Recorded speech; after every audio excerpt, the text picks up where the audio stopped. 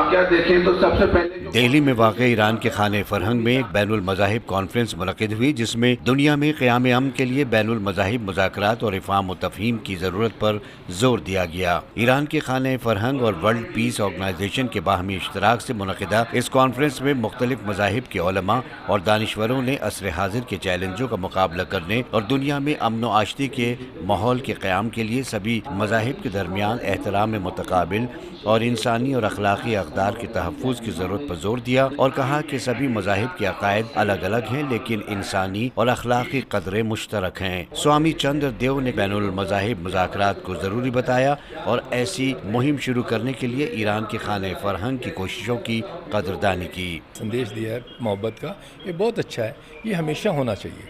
اور یہ شانتی تبھی ہوگی جب ہر مذہب کے لوگ ایک دوسرے کو جانیں گے، پہچانیں گے، اور جب بھی کوئی غلط بات کرے گا کوئی بھی مذہب کا اس کو جو ہے دوسرا مذہب کے آدمی اس کو اپوز سبھی مذہب کے کرے۔ ایران کے کلچرل کونسلر ڈاکٹر علی ربانی نے ایران و ہندوستان کے دیرینہ تعلقات کا ذکر کیا اور کہا کہ ایران سے صوفیاء کرام امن کا پیغام لے کر ہندوستان آئے تھے۔ انہوں نے کہا کہ سبھی مذاہب میں اخلاقی خصوصیات کو اہمیت حاصل ہے۔ انہوں نے بین المذاہب مذاکرات کو وقت کی اہم ضرورت قرار دیا اور کہا کہ اس سے سماجی چیلنجوں کا حل نکل سکتا ہے۔ مذہبی رہنماؤں نے کہا کہ ہم اپنے عقائد دوسروں پر مسلط نہیں کر سکتے بلکہ مذاہب کی مشترکہ قدروں کو یکجا کر کے ہم ایک دوسرے کے قریب آ سکتے ہیں۔ سوامی سشیل مہاراج نے کہا، کچھ مہینوں سے جو واتاورن پوری دنیا میں اتپن ہوا بھارت سے پرارمبھ ہو کر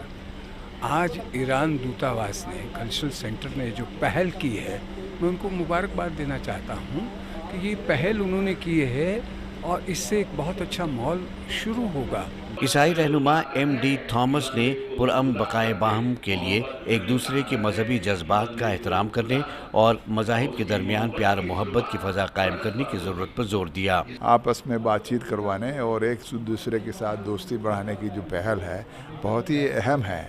اس سے ہمارے دیش کو بہتر کرنے کے لیے اور ہمارے سماج کو بہتر کرنے کے لیے اور انسان کے لیے سماج اور دیش کو زیادہ جینے لائق بنانے کے لیے بہت ضروری ہے۔ اس کانفرنس میں سبھی مذہبی رہنماؤں نے کہا کہ ہمیں اخلاقی قدروں کے زوال کو روکنے اور مذہب کے نام پر سماج میں نفرت پھیلانے اور اختلاف پیدا کرنے کی اجازت نہیں دینی چاہیے۔